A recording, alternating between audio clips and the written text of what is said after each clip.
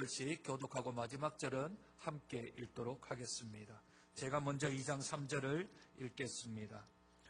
우리가 그의 계명을 지키면 이로써 우리가 그를 아는 줄로 알 것이요 그를 아노라 하고 그의 계명을 지키지 아니하는 자는 거짓말하는 자요 진리가 그 속에 있지 아니하되 누구든지 그의 말씀을 지키는 자는 하나님의 사랑이 참으로 그 속에서 온전하게 되었나니 이로써 우리가 그의 안에 있는 줄을 아노라. 그의 안에 산다고 하는 자는 대로 자기도 사랑하는 자들아 내가 새 계명을 너에게 쓰는 것이 아니라 너희가 처음부터 가진 옛 계명이니 이 옛 계명은 너희가 들은 바 말씀이거니와 내가 너희에게 새 계명을 쓰노니 그에게와 너희에게도 참된 것이라. 이는 어둠이 지나가고 참빛이 벌써 빛 가운데 있다 하면서 그 형제를 미워하는 자는 지금까지 어둠에 있는 자요 그의 형제를 사랑하는 자는 빛 가운데 거하여 자기 속에 거리낌이 없음. 함께 읽습니다.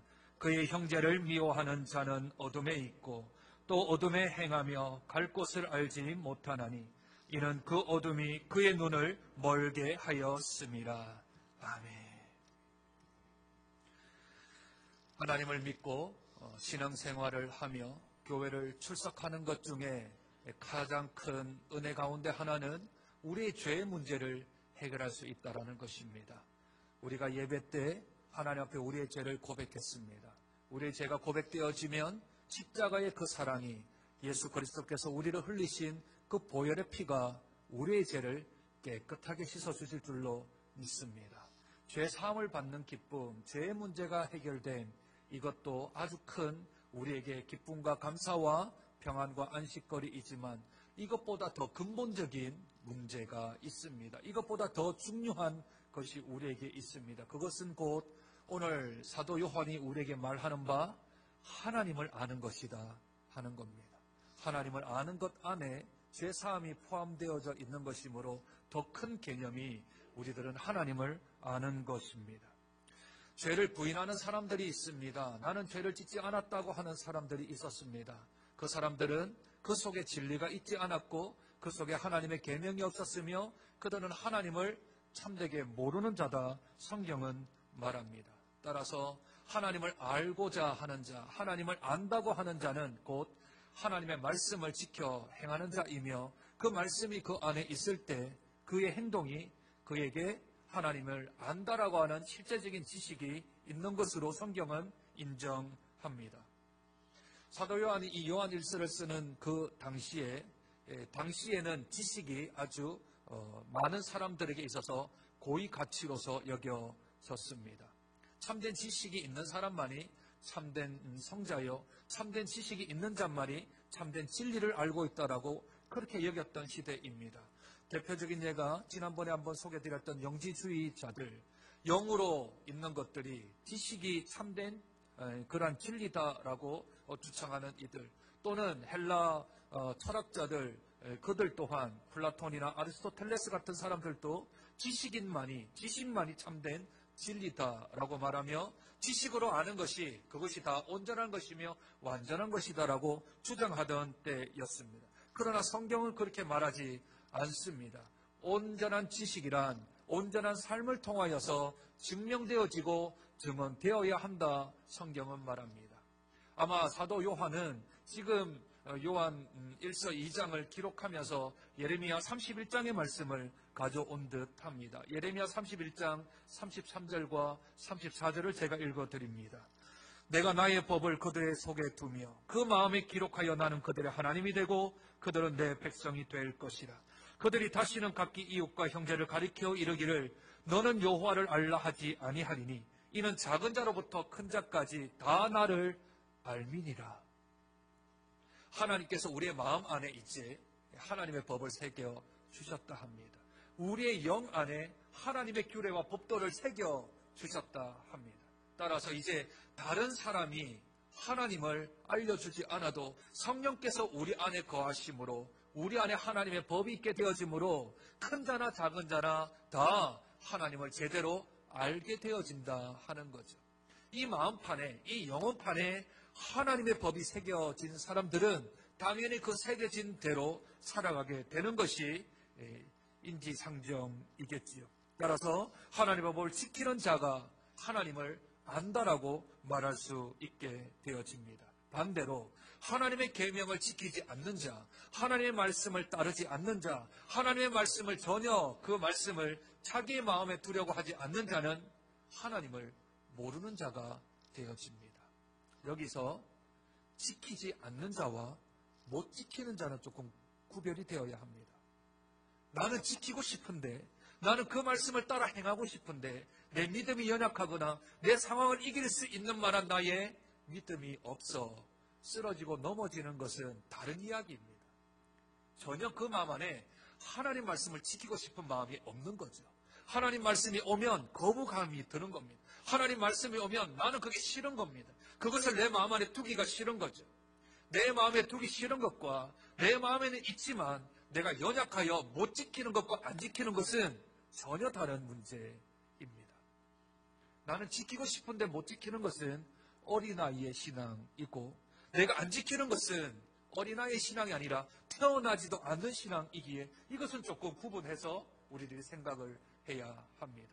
그럼에도 불구하고 내가 하나님을 압니다. 내가 하나님을 좀 압니다. 그분을 내가 압니다. 내 속에 하나님 말씀이 있습니다. 진리가 여기에 있습니다. 라고 말하는 사람들은 우리의 삶 가운데 하나님 말씀을 지키는 삶이 동반되어야 합니다.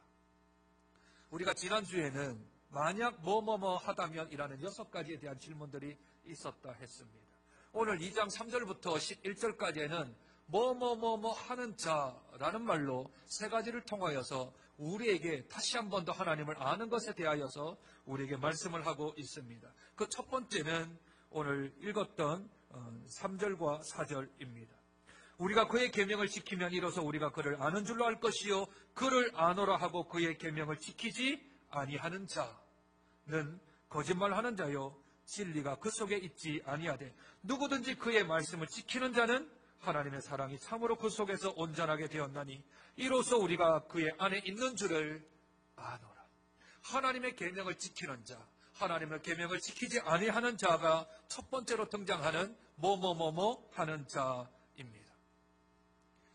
일반적으로 교회를 다니는 사람들 가운데 하나님을 아는 방법은 이렇다라고 주장을 하는 분들이 계십니다. 어떤 분들은 하나님과 신비한 결합을 해야 된다라고 말을 하는 분도 있고, 어떤 분은 아주 종교적인 의식 가운데 나는 하나님을 알 수 있다라고 말하는 사람들도 있으며, 어떤 이들은 환상과 환청을 내가 보고 내가 하나님을 알았다라고 말을 하는 분들도 있습니다.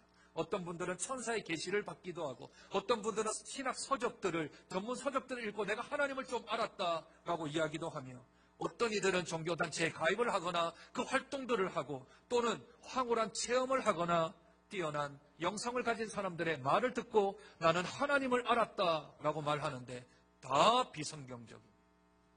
모두가 다 비성경적입니다. 오늘 성경은 분명히 말씀합니다. 네가 하나님을 아느냐?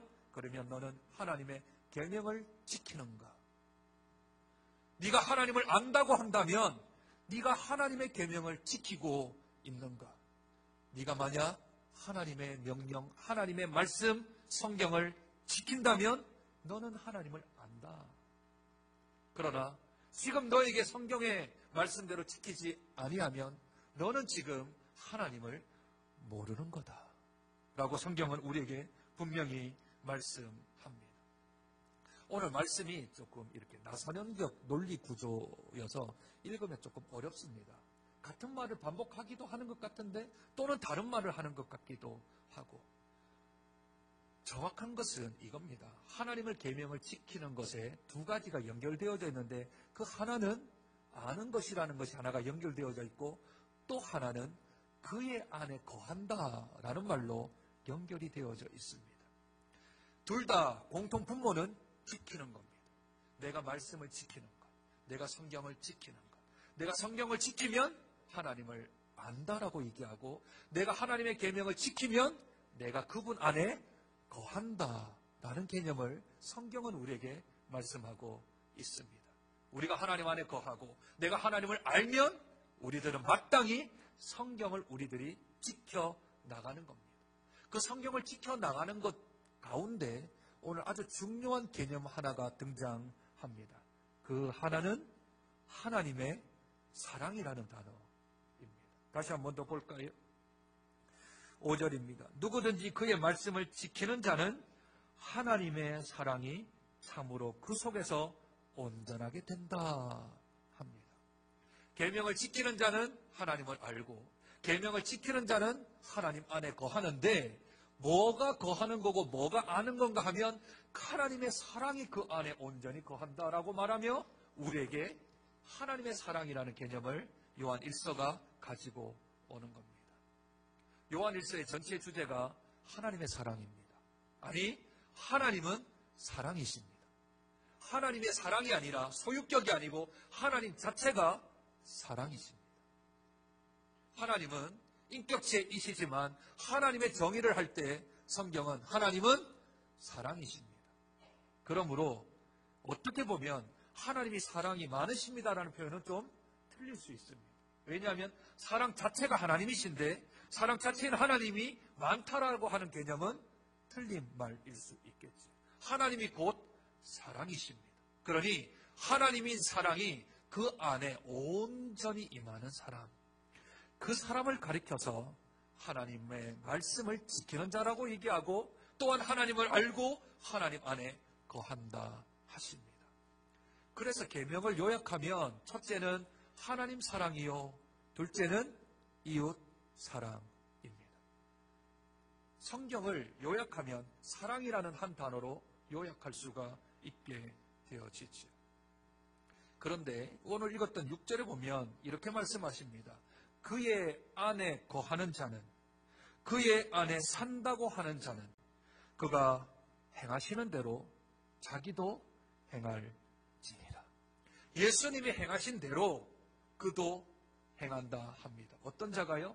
하나님을 아는 자. 어떤 자가요? 하나님 안에 거하는 자가. 그런 자는 예수님이 행하신 것처럼 똑같이 행해 간다 하고 우리에게 말씀하는 거죠. 좀 정리가 되시나요? 내가 하나님을 안다라는 사람은 그 안에 거하는 자이며 그 안에 거하는 자는 하나님의 말씀을 지키는 자인데 그 말씀이 무엇인가 하면 하나님의 사랑, 그 사랑이 이 안에 온전하게 있는 사람. 그렇게 정리를 해볼 수 있습니다. 그러면 이제 조금 더 한 단계 더 나아가서 7절부터 우리에게 무엇을 이야기하시냐면 이제 새 계명이라는 말을 다시 등장시킵니다. 똑같은 말인데 한 단계 더 나아간 거죠. 왜냐하면 예수 그리스도께서 행하신 것처럼 우리도 행해라 했는데 그게 뭐냐는 겁니다. 예수님이 뭘 행했고 우리가 그러면 그것을 따라서 어떻게 행해야 되는가? 어떻게 행해야 우리가 하나님을 알고 어떻게 행해야 우리가 그의 안에 거하며 어떻게 해야 우리가 그 속에 거할 수가 있는가에 대한 부분을 조금 더 한 단계 나아가서 예수님이 행한 대로 너희들도 행해야 되는데 예수님이 뭘 행했는가? 그 이야기를 이제 7절부터 시작해서 우리에게 말씀하고 있는 거죠. 그 개념이 새 계명입니다. 예수님이 새 계명을 우리에게 말씀해 주셨습니다. 요한복음 13장에 새 계명이 등장하는데 요한복음 13장은 아주 중요한 장입니다. 예수님이 제자들에게 이제 자신이 죽을 것을 아시고 제자들의 발을 씻겨주신 세족식이 있었던 장입니다. 세족식을 하고 식사 자리에서 제자들과 함께 떡을 나누시고 나서 예수님이 그들에게 말씀해 주신 것이 새 계명입니다. 요한복음 13장 말씀을 제가 한 구절 읽어드립니다. 요한복음 13장 34절과 35절입니다. 새 계명을 너희에게 주노니 서로 사랑하라. 내가 너희를 사랑한 것 같이 너희도 서로 사랑하라.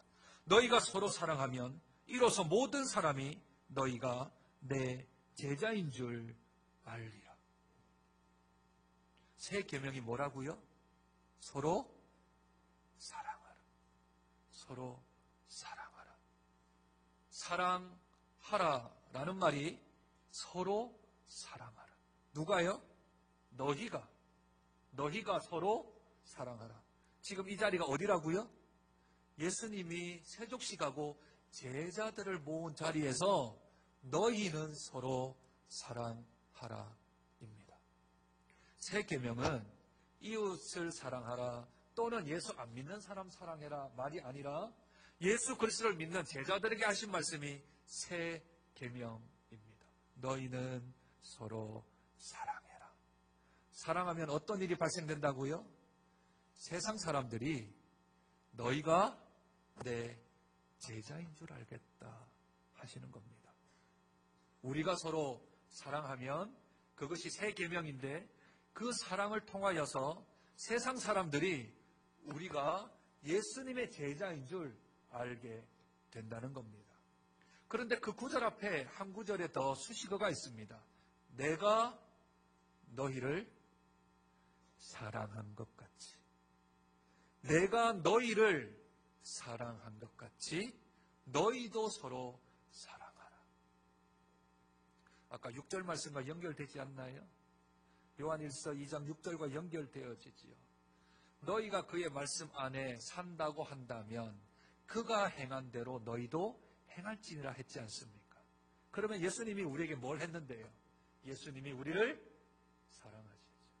하나님이 세상을 이처럼 사랑하사 독생자를 주셨으니 이는 저를 믿는 자마다 멸망치 않고 영생을 얻게 하려 함이라. 예수님이 우리를 사랑하사 하나님께서 우리에게 사랑하신 것에 대한 확증이 되어 주셨습니다. 예수님이 우리를 사랑하사 이 땅에 오셨습니다. 높고 높은 보좌에 앉아 계셔야 될 하나님의 아들이 낮고 절한 이 땅에 인간의 몸을 입고 오셔서 우리를 위하여 대신 죽으시고 우리를 위하여 다시 살아나사 우리의 죄의 문제를 해결해 주시고 우리의 영원한 생명을 보장해 주신 예수의 사랑이 그 안에 있습니다. 그러므로 예수님이 우리를 먼저 사랑해 주셨습니다. 예수의 사랑이 우리가 있는 거죠. 새 계명이 내가 너희를 사랑한 것처럼 너희도 서로 사랑하라 하는 말은 사랑하라라는 말이 중요한 게 아니라 너희가 어떤 존재인지를 알라라는 겁니다. 구원받은 너희가 어떤 존재인지를 너희가 깨달으라 하는 것이지요. 구원의 의도와 목적이 참다운 하나님의 백성으로 만드는 데 있다라는 것입니다. 너희가 구원받았으니 내가 너희를 사랑해서 내가 너희를 위하여 죽고 내가 너희를 위하여 살아나고 내가 너희를 위하여 승천하였을 뿐만 아니라 내가 너희를 위하여 다시 이 땅에 올 터인데 그 사랑을 안다면 너희들이 할 수 있는 삶의 방법이 서로 사랑하는 겁니다. 서로 사랑하는 것. 불교 신자도 아니고 이슬람교 있는 사람도 아니고 유교 신자도 아니고 제일 먼저 너희에게 주는 새 계명은 서로 사랑하라. 너희가 먼저 사랑을 받았으니 너희가 먼저 하나님께 용서를 받았으니 너희가 먼저 받았으니 그 다음으로 다른 이들을 사랑해라. 성도를 사랑해라. 가족을 사랑해라. 너 옆에 있는 이를 사랑해라 하는 것이지요. 왜냐하면 예수 그리스도가 사망 권세를 깨뜨리고 십자가에서 죽으심으로 어둠이 빛으로 인하여서 물러가게 되어진 상황입니다. 오늘 본문 한번 볼까요? 8절입니다. 내가 다시 너희에게 새 계명을 쓰노니 그에게와 너에게도 참된 것이라. 이는 어둠이 지나가고 참빛이 벌써 비침이니라. 이 말은 예수 그리스도가 십자가에 달려 돌아가셔서 어둠이 물러가 버렸습니다. 그분이 이 땅에 새빛으로 오셨습니다. 참빛으로 오셨습니다. 참된 빛을 우리에게 비춰주셨습니다. 어둠이 물러가고 이제 새빛의 시대가 도래했던 것이죠. 그러므로 우리들은 빛 가운데 있어야 합니다. 빛의 열매가 뭐라 그랬습니까? 모든 착함과 의로움과 진실함이라 그랬습니다. 그러므로 우리 안에 사랑이 있게 되어지면, 우리 안에 성도를 향한 사랑이 있게 되어지면 나타나는 우리의 삶의 방식이 그 사랑으로 인하여 모든 착한 행실들과 우리가 의롭게 되어지는 것과 진실함에 거하게 되어집니다. 반대는 무엇이라 했습니까? 어둠은 무엇이지요? 모든 나쁨, 모든 불의, 모든 거짓. 그 안에 있는 자들은 아직도 어둠 안에 있다 했습니다. 어둠 안에 있으니 어둠의 행위를 할 것이며 어둠 안에 있으니 자기의 눈이 가리워져서 내가 무엇을 하는지도 모르게 되어지는 상황에 있게 되어지지요. 어둠이 지나가고 빛의 시대가 왔습니다. 사망 권세가 물러가고 우리에게 영원한 생명이 주어졌습니다.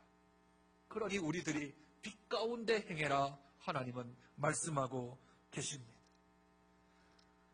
교회 안에 이 빛된 삶, 이 사랑의 삶이 많이 심각하게 대두되지 않는 이유는 많은 이들이 사랑 가운데 있으면 내가 심각성을 느끼게 되어집니다.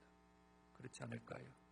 여기저기 다 사랑하는 이들이 너무 많이 있으면 내가 그 안에서 제외되는 것 같으니까 내가 충격을 받거나 심각성을 느낄 터인데, 교회를 가나 성도의 모임을 가나 어느 기관이나 어느 부서를 가나 사랑을 발견하기가 조금 힘들면 굳이 내가 사랑 안에 있어야 될까 하는 의구심을 갖게 되어지지요. 저기도 사랑이 없고 여기도 사랑이 없고 그쪽에도 사랑이 없으니 굳이 내가 사랑을 해야 될 필요가 있을까 하는 것이 지금 기독교의 문제입니다. 뭘 본받고 싶은데, 뭘 좀 따라가고 싶은데 그걸 먼저 행하는 사람이 없습니다. 우리 사랑하는 장정교회는 사랑을 잃어버리는 빛이 안 되기를 소망합니다. 사랑의 소금을 잃어버리지 않는, 버림받지 않는 소금이 되어지기를 원합니다. 우리가 진정 하나님으로부터 사랑을 받았다면, 우리가 예수의 사랑을 받았다면 우리가 사랑을 실천하라 말씀합니다. 내가 누군지, 내의 정체성이 무엇인지, 내가 어떤 사람인지를 알았다면, 그렇다면 구원의 감격이 우리를 서로 사랑하게 되어질 줄로 믿습니다. 사랑이 없으면 어떻게 될까요? 사랑이 없으면 어떤 일들이 발생될까요? 사랑장 하면 고린도전서 13장이 생각나시지요. 거기에 4가지가 헛된 것을 이야기합니다. 첫째, 방언을 하고 천사의 같은 말을 하는 것. 둘째, 예언을 하고 탁월한 성경적 지식이 있고. 셋째, 산을 옮길 만한 큰 믿음이 있으며. 넷째, 전 재산을 내어 구제하고 생명을 걸어 희생을 한다 하더라도 다 헛것이라 합니다. 다 헛것입니다. 식당 봉사합니까? 교회를 청소합니까? 방송실과 안내를 봅니까? 교사를 합니까? 찬양대원을 합니까? 목사를 합니까? 말씀을 전합니까? 그런데 그 안에 사랑이 없으면 다 헛것입니다. 왜 헛것일까요? 성경은 왜 헛것이라고 우리에게 말할까요? 다 자기 존재 증명입니다. 자기 존재 증명이요. 그런 사역을 하고, 그런 희생을 하고, 그런 봉사를 하고, 그런 구제를 하는데 다 자기 이름 내려고 하는 겁니다. 내 존재가 여기에 있다라는 가치를 느끼게 되는 거죠. 내 존재를 못 느끼면 그런 일을 할 필요가 없는 겁니다. 거기에 사랑이 있는가, 사랑이 없는가의 차이점이지요. 내 존재 증명을 하지 않으려고 하면 내가 어떤 사역을 해도 별로 섭섭함이 없습니다. 내가 별로 마음에 상처를 받지 않습니다. 내 존재는 별로 중요하지 않습니다. 사랑이라고 하는 것은 상대방에게 하는 거지 나에게 하는 게 아니지 않습니다. 그런데 세상의 사랑이 자꾸 교회 안에 들어옵니다. 세상에서 말하는 사랑이 자꾸 교회 안에 들어옵니다. 원래 사랑은 하나님이신데 교회 안에 있는 사랑이 세상으로 나가야 되는데 세상의 사랑이 자꾸 교회로 들어옵니다. 세상의 사랑이 무엇입니까? 자기 중심적 사랑이죠. 자기 중심적 사랑. 나 위주의 사랑입니다. 부부싸움 왜 합니까? 부부싸움 왜 하죠? 안 해보셨어요? 저는 좀 하는데. 부부싸움 하는 이유가요, 내 마음대로 상대방이 안 하기 때문에 그렇습니다. 저거 좀 하지. 이것 좀 하지. 왜 안 해? 난 당신을 사랑하는데 왜? 내가 오죽하면 이런 말 하겠냐 이렇게 얘기해요. 사랑 아닙니다. 말은 사랑이라고 하는데 사랑이 아니고 다 자기중심적인 거예요. 내 마음에 들어야 합니다. 내 기준에 맞아야 합니다. 내가 원하는 대로 되어야만 합니다. 그걸 사랑이라고 말합니다. 당신 나 사랑 안 해? 왜 그러다 나한테 이렇게 얘기합니다. 아니요. 지금 그렇게 말하는 그분이 상대방을 사랑 안 하는 거죠. 세상적 사랑은 자기 중심적입니다. 자기 존재를 증명하랍니다. 상대방이 나에게 어떻게 하느냐에 따라 내 존재가 증명되어지면 그걸 사랑이라고 말합니다. 그건 세상적 사랑입니다. 하나님 사랑은 희생적 사랑입니다. 하나님 사랑은 상대방을 위한 사랑입니다. 하나님의 사랑은 그저 퍼주는 사랑입니다. 사랑장의 결론이 뭔지 아십니까? 모든 것을 참으며, 모든 것을 믿으며, 모든 것을 바라며, 모든 것을 견디느니라. 뭐 때문에요? 사랑 때문에. 참고, 믿고, 바라고, 견디는 것이 사랑입니다. 요구하는 게 아니고 요청하는 게 아닙니다. 조건을 내는 게 아닙니다. 그건 얼그러진 사랑들입니다. 세상의 죄로 인하여서 얼그러진 사랑입니다. 그걸 사랑이라고 말하면 안 됩니다. 사랑은 하나님이십니다. 사랑은 성경에서 출발해야 합니다. 사랑은 하나님의 그 본체이기 때문에 그로부터 시작을 하는 것이죠. 따라서 오늘 마지막에 있어지는 내용들 9절부터 11절은 빛 가운데 있다 하면서 그 형제를 미워하는 자는 지금까지 어둠에 있는 자라고 성경은 분명히 우리에게 경고하고 있습니다. 아니 네가 빛 가운데 있다면서, 네가 하나님 안에 거한다면서, 네가 하나님을 안다면서, 그런데 왜 너 중심적으로 그를 정죄하고 비판하고 그를 미워하는가?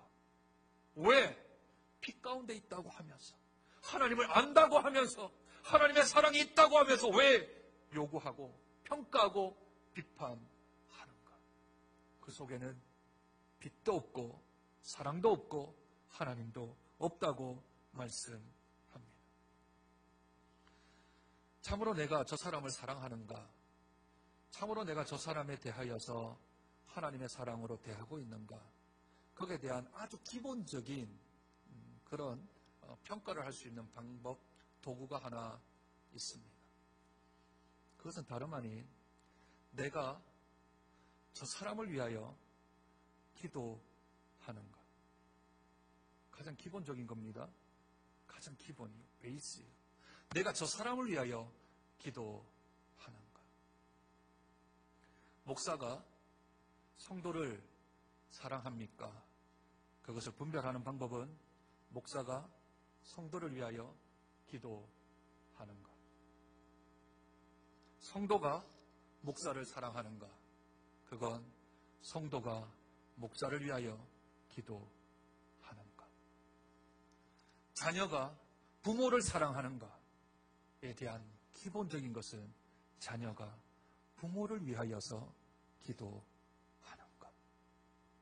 부모는 당연히 자녀를 위하여 사랑함으로 기도를 하겠지요. 아마 부모가 자녀를 위한 기도는 우리 기도 제목 중에 1번 아닐까요? 왜 기도 제목 중에 1번일까요? 부모가 자녀를 사랑하니까. 누구보다도 더 귀한 우리 자녀를 위하여 기도하는 것이 1번인 이유는 그를 사랑하니까. 주일학교 교사가 학생들을 사랑하는가? 그것은 교사가 학생들을 위하여 기도하는가? 더불어 조금 더 나간다면 축복 기도할 수 있는가? 내가 저 사람을 미워하는가 사랑하는가에 대한 판별을 할 수 있는 가장 기본적인 게 내가 저 사람을 위하여 기도할 수 있는데 그 기도 가운데 축복할 수 있는가? 내가 자리에 앉았습니다. 하나님 앞에 앉았습니다. 그런데 저 사람을 위하여 내가 축복 기도할 수 있으면 그 사람 미워하는 거 아닙니다. 그런데 기도에 입이 떨어지지 않고 기도가 나오지 않으면 내가 저 사람을 사랑하지 않는 겁니다. 그게 누가 되었든, 그게 어떤 관계가 되었든 간에 사랑의 가장 기본은 기도입니다. 예수님께서 제자들을 사랑하셨습니다. 요한복음 17장에 한 장 전체가 거의 대부분 제자들과 성도를 위한 기도입니다. 왜 기도하셨을까요? 제자를 사랑하시니까. 사랑하는 성도 여러분, 우리는 누구를 위해서 지금 기도하고 있나요?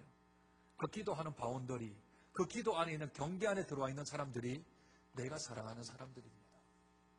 내가 기도하지 않는 사람들은 내가 사랑하지 않는 사람들입니다. 누군지 한번 명단을 한번 적어보세요.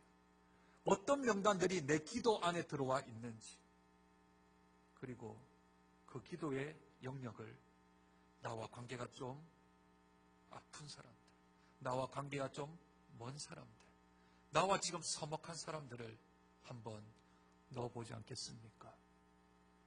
그 이유는 내가 예수님의 사랑을 받기 때문에, 내가 예수님의 사랑을 받았기 때문에, 그 이유 하나만으로 내 기도의 영역을 넓혀나간다면 나는 하나님을 아는 자이고, 나는 하나님 안에 거하는 자이며, 나는 하나님의 계명을 지키는 자이고, 나는 새 계명 안에 있을 뿐 아니라 나는 구원받은 하나님의 자녀인 것이 증명될 줄로 믿습니다. 그 기도의 지경이 조금 더 넓혀져 나가고, 조금 더 넓혀져 나가, 예수 그리스도가 우리를 사랑한 것처럼 우리도 그분을 따라 행해 가므로 하나님을 아는 참된 지식이 저와 여러분에게 충만히 있기를 주님의 이름으로 축복드립니다. 하나님 아버지, 저희들이 하나님을 압니다. 하나님을 안다라는 것은 하나님의 말씀을 지키는 자이며, 하나님의 말씀을 지킨다고 하는 것은 하나님의 사랑이 우리 안에 있는 것이며, 하나님의 사랑이 우리 안에 있다고 하는 것은 우리가 서로 사랑함으로 그 사랑을 증명할 수 있게 되는 줄로 믿습니다. 사랑하는 이유는 예수님이 우리를 먼저 사랑하셨기 때문이며, 그 사랑으로 인하여 우리가 하나님의 자녀 되었기 때문인 줄로 믿습니다. 새 계명을 우리에게 주셨습니다. 그 계명은 우리가 서로 사랑하라 하는 것입니다.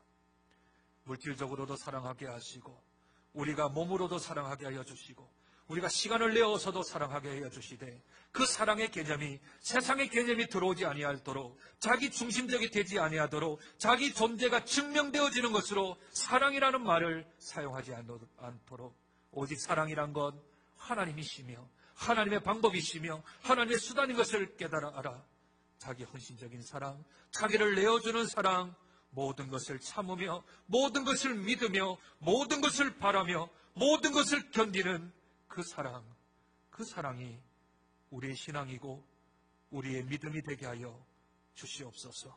우리의 삶을 다시 한 번 더 점검하고 주 앞에 내가 하나님의 자녀인 것을 깨달았다면, 주님 주신 말씀이 우리에게 잘 박힌 못처럼 빠지지 아니하고 그 말씀대로 한 주간만이라도 살아나가 새 계명을 받들어 주의 계명 가운데 살아나가는 복된 한 주간 되어질 수 있도록 축복하여 주옵소서.